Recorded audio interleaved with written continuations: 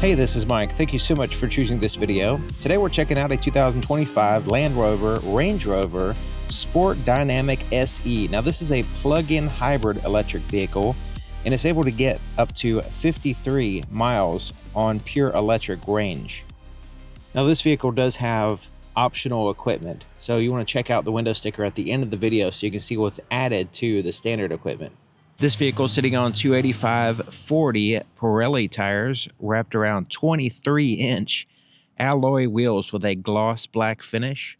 It also has four-wheel disc brakes with ventilated rotors on all four wheels. The name of this color is Charente Grey, and it's fairly dark gray, looking pretty good.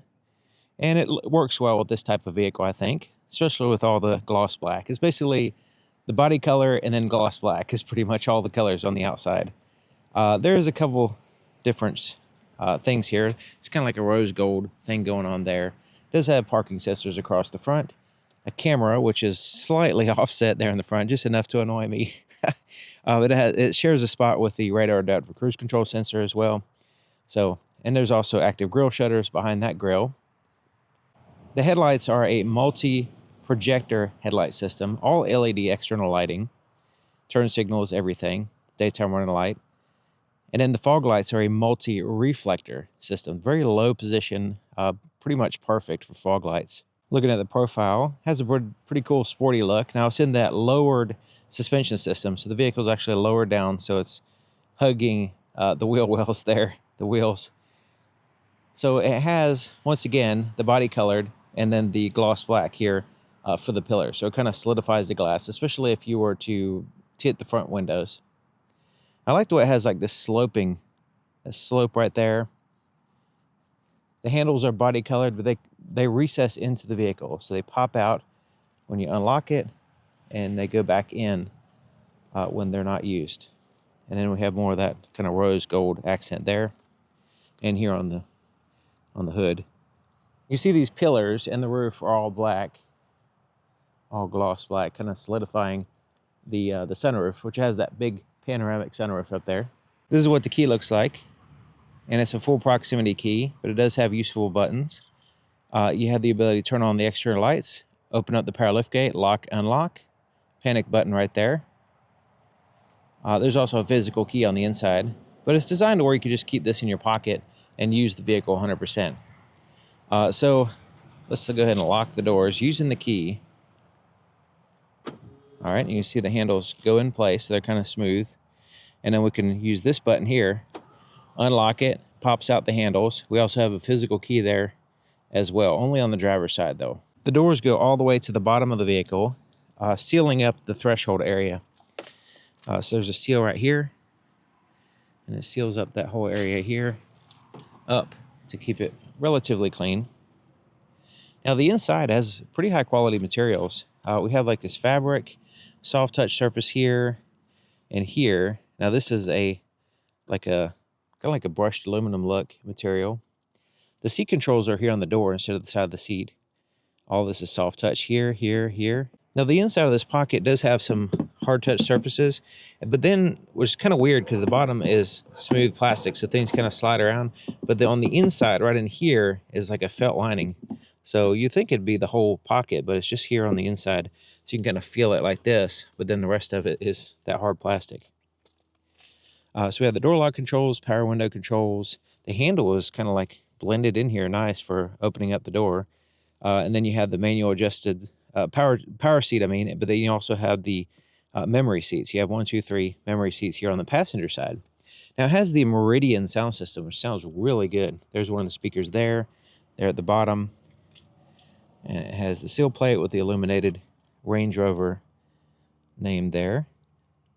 And once again, the seats are not, doesn't have the controls here. So it's all soft, comfortable leather seats here on the side. These are heated, looking really nice. Heated and vented, by the way. There's a little tiny storage cubby right in here. You can share that with the driver and the passenger. And that's where the USB port is. Then you have all this carpeted area. Pretty good amount of legroom. Now there is 2 compartments here. The glove compartment's down here, and then up here is another compartment. Now if we press this button, there's 2 buttons up here. You have the lower arrow like that. Press that, and it drops this. It's a felt-lined glove compartment, pretty good size.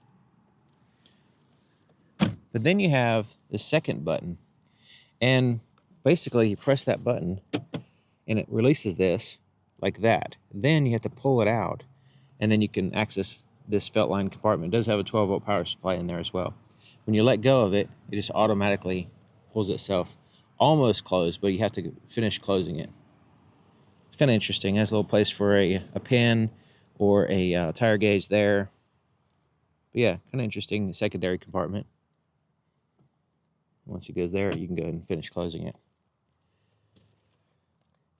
All right, so the dash is a kind of rubbery, soft, non-reflective dash.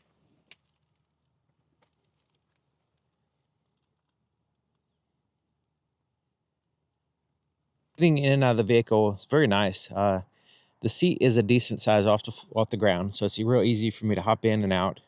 Really nice. And the swing of the door is good here in the front. The opening is really good. The back door, I would say the swing of the door could be a little bit more. It's okay, but you notice there's a little spot right there that's kind of your bottleneck. And the doors are relatively thick. I don't know if you could tell. So if you were to have the swing of the door a little bit more, yeah, I've seen other vehicles do this, and it just helps out with getting in and out a little bit better. But as it is, it's not bad or anything. There's the inside of the back door, and no skimping on styling. We have the seat here, seat adjustments for tilting the back seat, and then not the bottom, of course. You have that compartment there at the bottom. Once again, smooth plastic.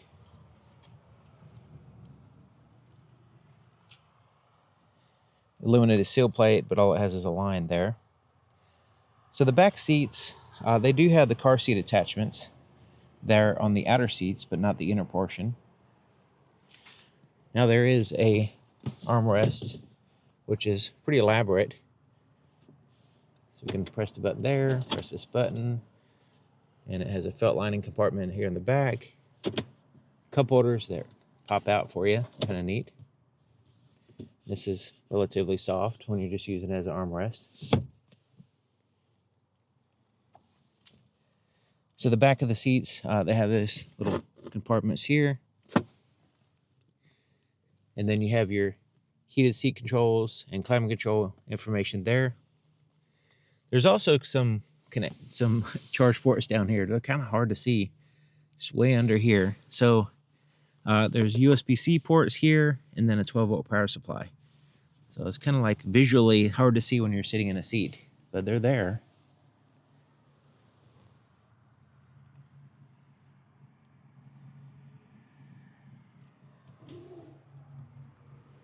It has a locking fuel door, and you have to press and hold it, and then it says fuel flap unlocking. There we go. And it's over here around on the passenger side. So now it's unlocked. We can open it up, and it has a fuel door there. Premium gasoline recommended. A traditional cap, little tether, and a place to hang the cap here on the inside of the door. On the driver's side is the plug-in to plug in the hybrid system. And apparently it has a DC port as well, which is the first time I've seen a plug-in hybrid with that. Usually it's just a level 2 charging. This one has the fast charging capability. So interesting. Taking a look at the back of the vehicle, starting here at the top, it has 2 shark fin antennas. And one of them has a camera. The one on the left side, in this case, has the rear view camera. So it has a rear view mirror. It also serves as a rear view camera in the same screen, basically. But it's way over there. And this camera is very important to keep clean. So you pretty much have a hard time reaching it to keep it clean. You're going to need some kind of step or some kind of ladder to get up there to keep that little lens clean. There's no washer. And typically these type of things are within the glass where the windshield wiper keeps it clean. This one is up there. So I don't know what the advantage would be to have it there. It's just definitely a disadvantage because it's hard to keep it clean in that spot. So maybe you get like a rag on a stick or something, and then you wipe it that way. I'm not sure. Now it has a third brake light here at the top of the glass in this spoiler. There's also a wiper hidden under here as well. So the rear wiper is hidden under here. So it would have been a good spot to put somewhere in here, that rear view camera. But anyways, that's where they put it. All the badging is blacked out. Then there's a backup camera here in the very center, unlike the front. So this is centered, but this camera, rear view camera, is offset, and then the front camera is offset, just slightly. So it has the dual exhaust here in the back, real exhaust tips, and the towing package as well. It's under here.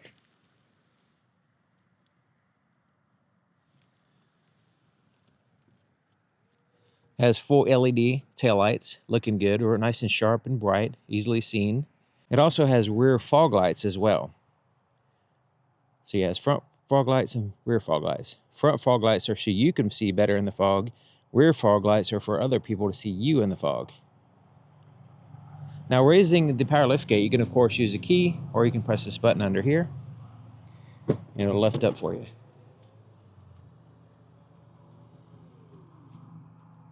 If you have all the seats occupied with passengers, this is the cargo space, and it's fairly substantial. Now it has a shade here, which you can retract. So let's go ahead and move that back, like so. You can also take it completely out if you want. But yeah, a lot of room here, and it basically has this ramp, so you can put stuff, slide things in easier. Now, if you open it up, things can slide out as well. So not having a little lip right there is good, and could be a potential problem, especially if you like floor it and all your equipment goes to the back of the vehicle, and then you open up the power lift gate and everything falls out. Not that I know from experience or anything. So here to the left of the compartment, there's a little just kind of recession in here, concave, and it has this elastic piece there. Bag holder right here. There is a little light on both sides, here and here. Another bag holder, 12-volt power supply, a little net pocket on this side, which you can push down out of the way if you don't want to use it. You can also raise and lower the vehicle. You can also press a button to check the trailer lights. So once you connect the trailer, you can press that button and it cycles through the lights so you can make sure everything's connected properly. And the second row seats, or the back seats, are power folding both up and down. So you can use those buttons there. But yeah, being able to raise and lower the vehicle, so we can just press that, lower it down. So it's lowering down, or we can lift it up as well. Now this could be handy for connecting, well, for one thing, just getting things in and out, but also connecting the trailer hitch as well. So yeah, being able to just quickly raise and lower the suspension system right here is pretty cool. Now there is lights here on the underside of the liftgate, and we'll check. I'm going to make a night video on this vehicle, so we'll see how well they work. Now this lifts up, and there is the regular 110 charger here. I prefer a 220 because even with a 220, it takes about 4 or 5 hours to charge. So this will take probably 2 days to charge maybe. Then there is a spare tire as well under here. So under there is a full diameter spare tire and tools as well. There's also a little bit of space under here if you need to just kind of put some stuff out of the way. When you take the floor completely out, you can see how much room there is in this little styrofoam compartment. And there's the jack and tools for the spare tire over there. You just have to take this out, and then the spare tire is there, and then the tools are there to the right. So you notice the center seat right here is separate from the end seats, but when you fold the seats down, this center one is connected here. So it's like a 60-40 split until you disconnect that center seat, and then you can fold that independently if you like. So you can fold the seats down, take out the shade, and have a really wide open space in here when you need to. Now the seats are not completely flat with the cargo area, but it does add a lot of space back here. You just press this button here to lower it.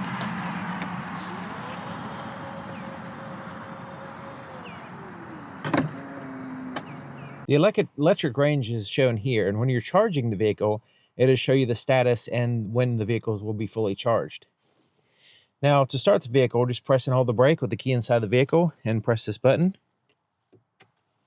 And it'll start up. Now, it's not going to start the engine. It's going to start and be ready to drive, but the engine is not going to be on. but it'll go ahead and turn the climate control. Everything's going to operate normally. It's just the engine may or may not run, depending on the status of this battery. Here's the floorboard in front of the driver's seat, and it snaps in place.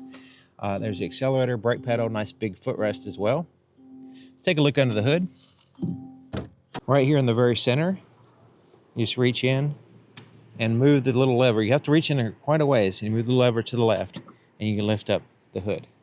So you can see it right here is what we're doing, is pushing it that way. It actually has two releases, one on each side here and there.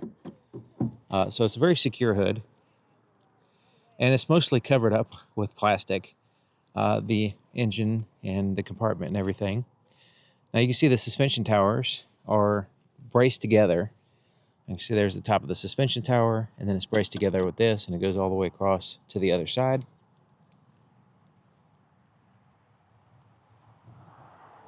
And then there's seals. The entire engine compartment is sealed up, so it's a very quiet vehicle, and that's one of the reasons why. Also insulation here under the hood, and the firewall, it looks like it is also insulated and heat shielded in certain places. It's hard to tell because it's so far back there, and everything's really tight. This is a four-wheel drive, or in this case, all-wheel drive, and it has twin-speed transfer case, so it has some off-road capability. Now it has an 8-speed automatic transmission, a plug-in hybrid system, so the gas-powered engine is a 3.0 liter inline six, and it is 454 horsepower and 487 pound-feet of torque. Now this is combined, how much power the vehicle has. And it does deliver some serious power when you put it in dynamic mode and really accelerate. It's pretty impressive. Now it does have the blind spot detection system, rear cross traffic alert. There's a little indicator there on the side mirror. Now the driver's side door is just like the other side, except for it has a few more buttons. You can actually hear the suspension moving. It's like pumping itself up or something. But yeah, more buttons here on the driver's side. So we have 3 presets for the power seat, and then you have the power windows. So it's one touch up and down. These are laminated glass as well. It slowly moves up and down. It has like this slow effect to it. And then the rear glass goes all the way down, one touch. That's far down as it goes right there.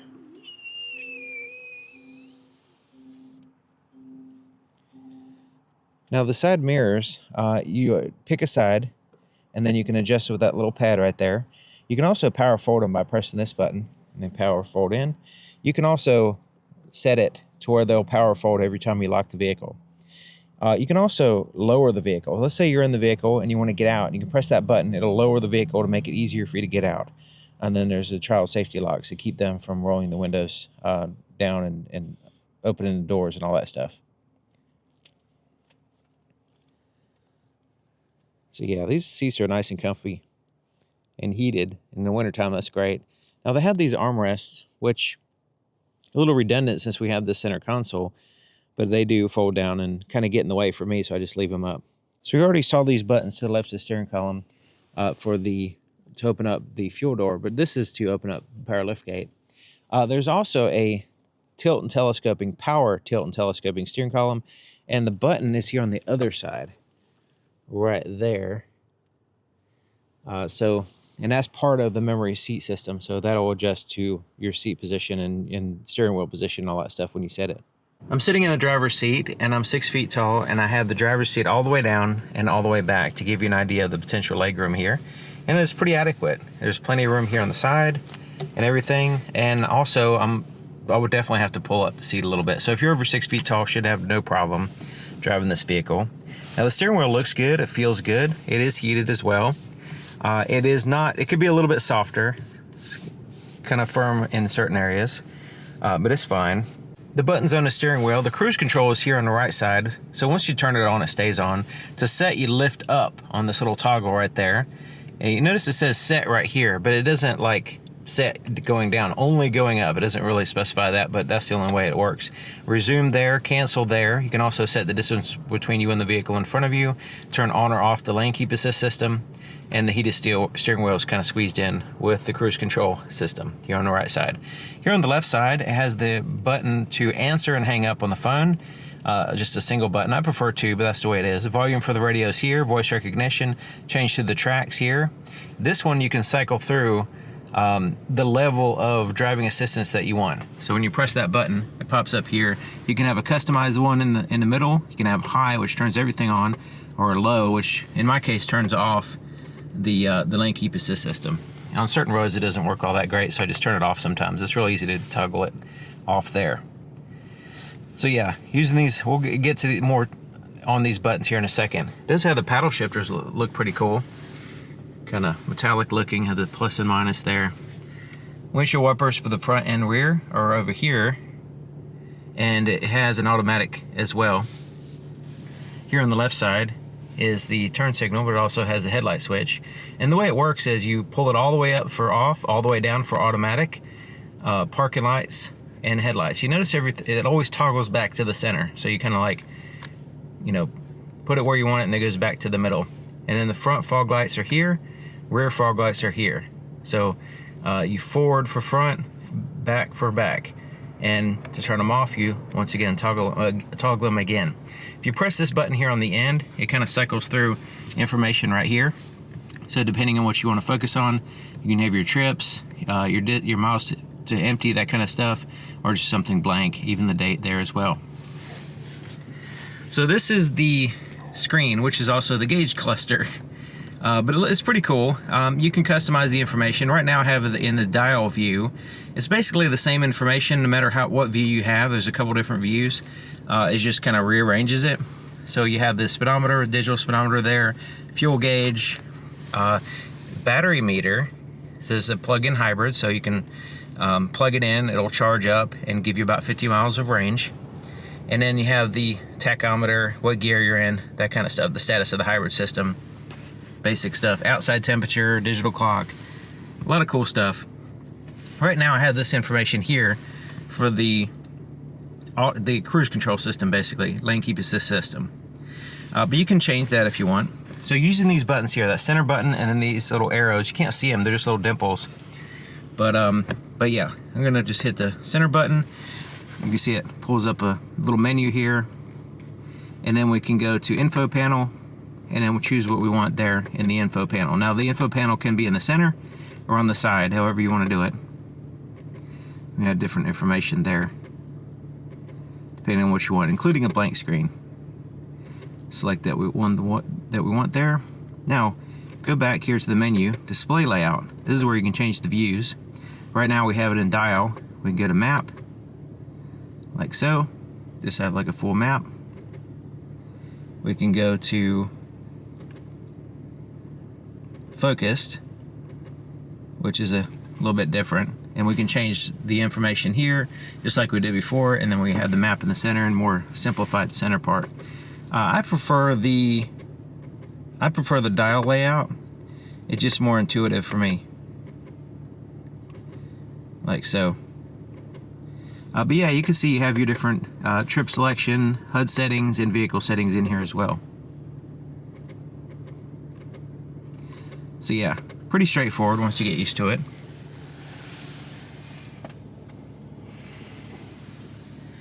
Okay, so here is the main screen here in the middle. Now I have it on the dark mode. The light mode is a little bit too bright. It's easier to see even during the day in the dark mode. So that's why I have that selected. Now it's a little bit, it's a little bit different, right? So it doesn't have a volume knob. So what we do is we hit this, and we can go up and down when we're playing something, which we're not right now. But you press that and lift up on go down to adjust the volume. Sort of like this. So right here is the temperature. I hit that and I go up and down to adjust the temperature. It's like that with the volume as well. Alright, so you have these side panels here, there. You have the digital clock over here. You can quickly go to navigation, radio, and other settings here. So the radio's here. You can select the device that you want to play on. Navigation is here. And then you have the home button, brings you back to the beginning here. Now you have different drive modes, quite a few of them actually. Dynamic, which turns the mood lighting red at nighttime. You gotta check out the night video. Comfort, Eco, Auto Terrain, so the all-wheel drive system. And then you have off-road modes. which you can pull up here and adjust the ones that are appropriate for your driving conditions. You can adjust the ride height here. You can also just kind of simply scroll through like this, and it has like main topics.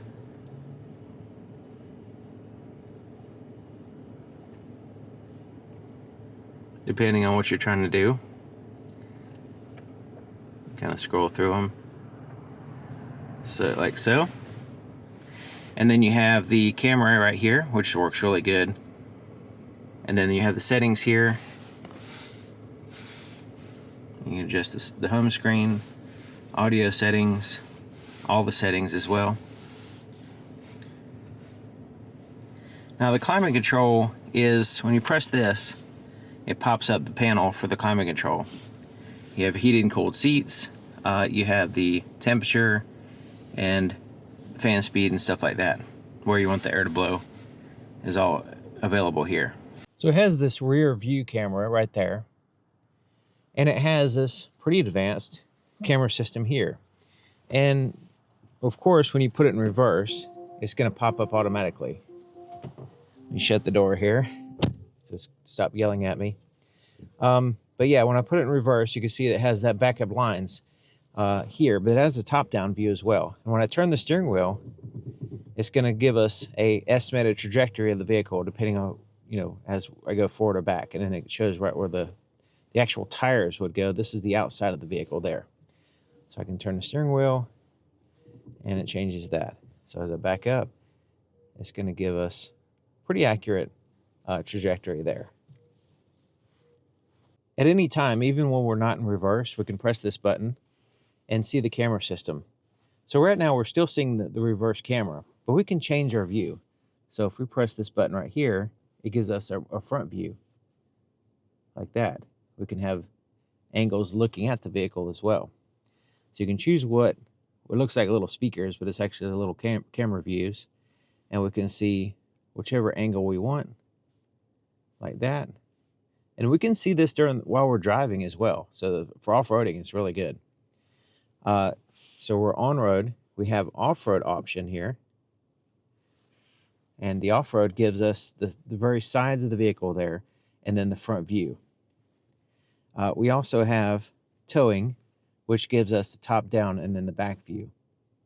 This button right here washes the rear camera. So as you're towing and stuff like that, if you need to wash the rear camera only, you can press that button. So you can see that camera got washed, and you know, so if there's any kind of buildup or of anything, you can go ahead and quickly wash it. Fairly decent wash from here. So right here is first of all, it opens and closes, and there's like a gloss black cover. And this opens up, and there is a wireless charger and little felt line compartment right here. There's no light in there, a little bit of a spoiler for the night video, but it's kind of dark at nighttime, and it's this little felt line compartment. You know, you kind of have to feel around if you put something in there. Maybe a pen or something would be fine. Okay, so here's the shifter, and basically how it works is, so right now we're in park. Press a little button here on the end, go all the way forward for reverse, pull it back gently for neutral, all the way down for drive, pull it down again for sport mode, or standard mode for the paddle shifters, pull it up again gently for neutral, so put it back in drive. So to put it back in park, you just press there. So it's pretty straightforward. You just a little bit of a learning curve if you're not familiar with electronic shifters, but it's not bad. Okay, so we have some cup holders here. You can see my coffee kind of sinks down in there. So depending on your size cup, if you have a smaller cup, it might be a little bit of an issue. Now, so there's the cup holders, and this moves back, and you have this little seeker compartment in here as well. It's kind of neat. Goes in there quite a ways, and it's felt lined. There's also a USB port in there as well. And there's another USB port in this compartment, which is not very accessible, but it's out of the way, that's for sure. This armrest is pretty soft, kind of rubbery soft, and it lifts up, and it kind of has this little interesting spot right here. Not sure what that's for. Maybe some coins or something. Credit card, parking pass, maybe something like that. And then there is a felt lined abyss compartment. It goes way down there. I could put my arm all the way to my elbow basically. So yeah, that's gonna easily get cluttered, but that's the way it is. So up here it has a rear view camera and a rear view mirror. So if you just want a regular rear view mirror, you can have that. If you want a camera, you can have that. And you can adjust the camera here, brightness and position and stuff. And the home link garage door opener controls are here on the left side. There's also little tap lights. You just touch the lens, turn on all the interior lights here. You have roadside assistance. You have the shade to open up the sunroof, and then you have the actual roof right here. This is just for the shade, it's a power shade. Now the visors have this little clip and have a really cool lighting right here, so it illuminates your face perfectly. But they don't really give the best coverage. These visors, it seems like the sun is always peeking through, and they don't slide out or anything, so you know, there's like huge gaps.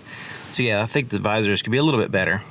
So this shade covers 100% of the light up here, and you can press it and it slowly goes back. And considering how huge the sunroof is, it takes a long time. So the back portion is fixed and the front portion moves. So we can press this button here and the other button. We can vent it up, pull it back down. You can also press it again to go back. Press it again, as far back as it goes actually. Everything's slow about it, but it's kind of cool, I guess.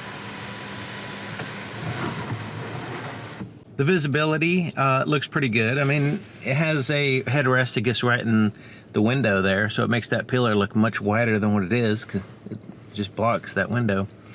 But I mean, it does have the blind spot detection system, rear cross traffic alert, parking sensors, really good camera system, a lot of technology to help you drive the vehicle. It hasn't really been an issue as far as driving it. I rely heavily on that camera because it does help out a lot. So the camera system works really good in pretty much all scenarios, and I like the way you can have it up and have the top-down view, and then you can swivel this view to whatever you want, whatever angle you want. You can also turn off that 3D view as well. But it gives you active guidelines and everything. So if you're in a tight spot, or if you're just in a spot where you just need to see around you, it's really good. And you can see underneath the vehicle and all that stuff as you move. So really well done with the camera system. And it's kind of neat as well that you can have it on while you're driving. It's a little bit of an extra feature. I guess it could come in handy with off-road conditions, but just on-road is not really. Other than maybe pulling a trailer, you can kind of keep an eye on that. But other than that, it's just kind of for fun.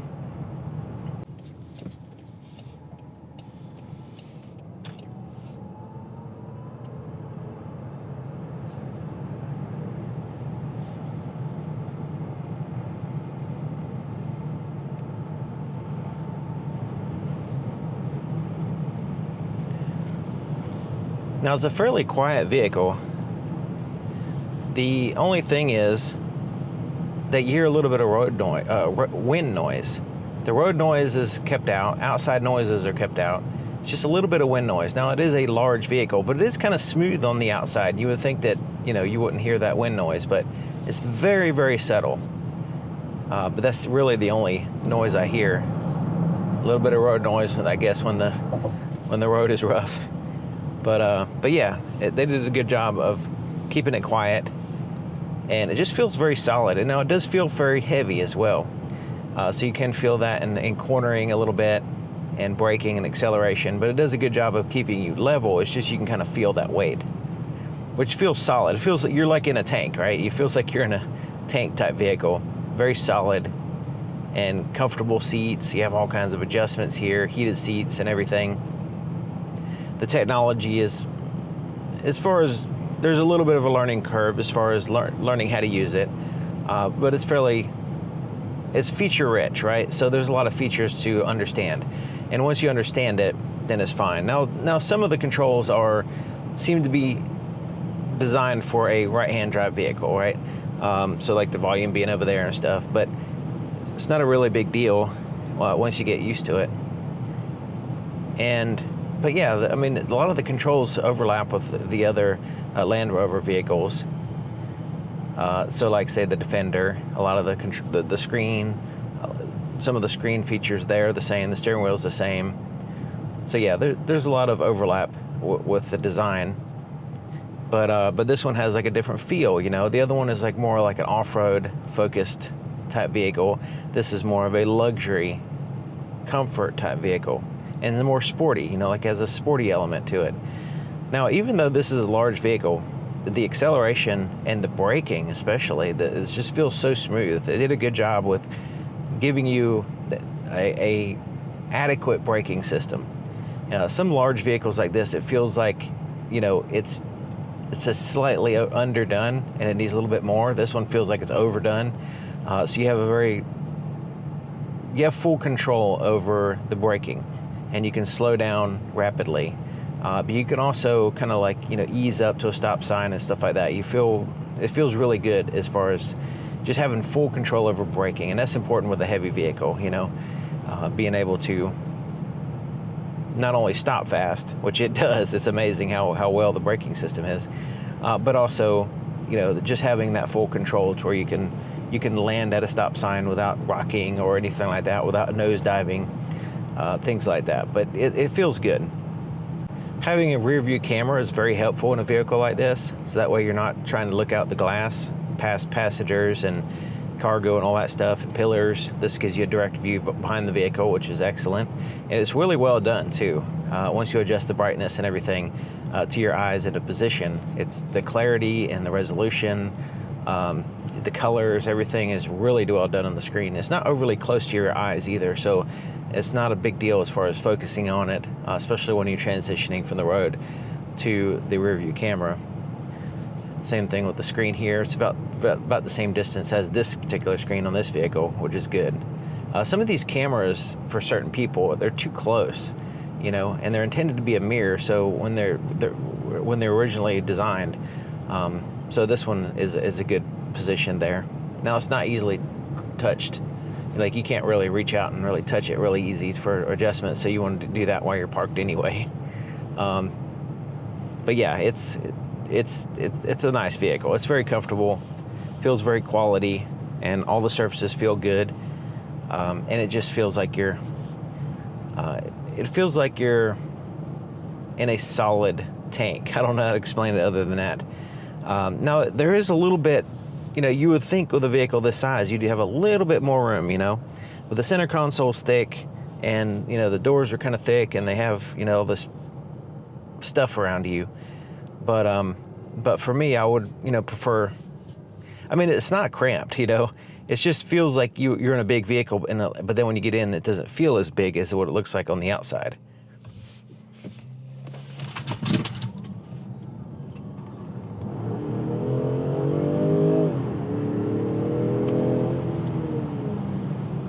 So when you first accelerate, it's going to give you that electric power, which is pretty decent. But I don't know if you noticed, the engine kicked in because I really pressed the pedal, and it just kind of started revving up right there to accelerate. So even though you are in, you know, electric mode, or I have it in comfort actually, it just tries to use that electric range at first. But if you really need that power, it's going to kick in the gas motor and really give you a lot of power, you know. It's for a vehicle this size, it you know, it jumps, you know, it has a good power delivery and everything. Now, you feel the weight though, you know, you're still moving a lot of weight, so you can feel the lifting up of the front and the movement of the vehicle. But yeah, it's pretty fun. It's fun to drive. I mean, I'm not flooring it like that. That's not really what this vehicle is designed for. But if you need the power, you've got it. You know, you're not lacking in power in this type of vehicle, and you're able to get, you know, like 50 miles as far as range on the EV part. It's not really EV. I mean, it's electric, but it's not really the same experience as an EV, you know.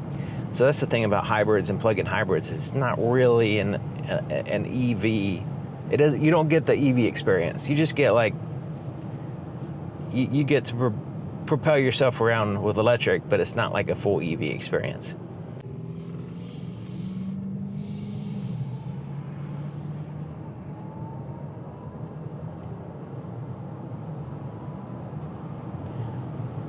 Okay, so there's the acceleration without pressing too hard on the accelerator and kicking in the gas engine, which is fine. The acceleration on just the EV mode is fine for normal driving, and I don't think you're gonna have a problem with the amount of power that you have on the full EV mode. It just stayed in EV right there while I accelerated, and I didn't feel like I needed more power. The lane keep assist system, when you turn it on, you can cycle on what you want. It's pretty aggressive, and it does have a grip sensor, so that way you can just kind of gently hold the steering wheel. It's going to help you stay within your lane. It's not any kind of self-driving feature or anything, but it does help you maintain the lane. But it does kind of wander around a little bit, I guess. So it depends on if it sees the lines and all that. So it kind of cycles in and out depending on if it sees the lines. You see it like a little green steering wheel when it sees the line, and you can see it kind of like wanders around. But yeah, it's probably one of those things where I think it depends on what road you're on. If you're like on a straight highway with clearly designed, clear lines, then that system is going to be a little bit more useful. But on these back roads like this, you know, it might get on your nerves a little bit to use this feature. But it's very easy to turn it off, cycle it on off. See, like it constantly turns on and off, and then, you know, it's jerking the steering wheel and stuff. So for me, you know, I just turn that kind of stuff off on if a vehicle has a little bit of issue on this type of road. Now, if I'm on a highway or something, you know, and it's a fairly straight road, lines are clearly marked, it probably will be really good. But so, you know, turn it on and off depending on if you want to use it. And it's not hard to steer. It's very easy and comfortable. I like the steering wheel. But yeah, it's one of those systems where you're going to have to turn it on or off depending on the road that you're on. But I'm glad it does have a grip sensor, you know, and you're not relying on a torque sensor to you know, constantly tell you to put your hands on the steering wheel when you already got them on the steering wheel. When you have the gas engine running constantly, and so that way you're not relying on electric, you can put it on dynamic, and you can also choose save. So it saves the battery. You have hybrid, EV, or save. So save would just be saving the battery, and you're using the gas engine, and you're saving that electric range. And so there's certain scenarios in which you might want to use the electric range later on, and that way you don't deplete it on your way to wherever you're going.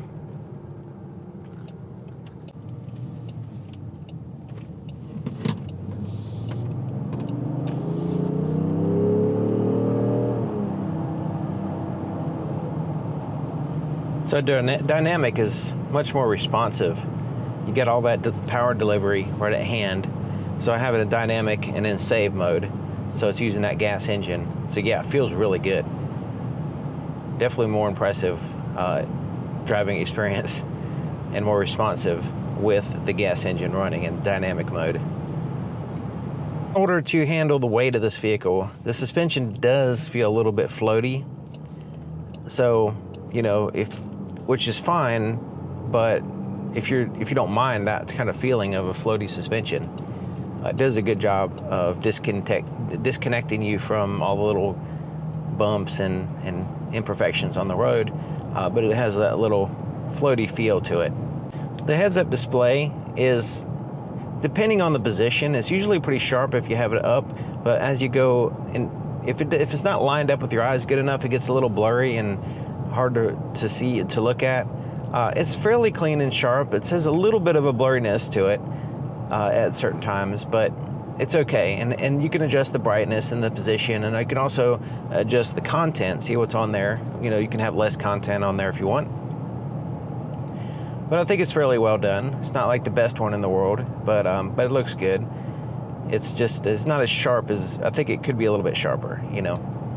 Especially when you put it in different like heights. If you don't, you have to kind of have it in a certain height, otherwise it looks bad. Basically, you know, ideally you can put it at any height and you'll be able to see it, and it won't be blurry to your eyes. So that way you can put it where you want. But now you have to basically put it where it looks good to you, basically, instead of the actual height that you want. But the good thing about the heads-up display is one of the best things about it is that it has bold letters, it has bold numbers, and that way you can see them easily. Some vehicles have like really small, insignificant numbers, and it's too dim sometimes, and so it's, you know, kind of takes away from your visibility as far as like being able to see what the heads-up display is trying to show you, right? But this one is bold, so therefore, even if it's not that bright at certain times, you know, it kind of has like this auto brightness system, then you can still kind of make it out because it is bold numbers, and so it's just like it doesn't fade into the background as easy.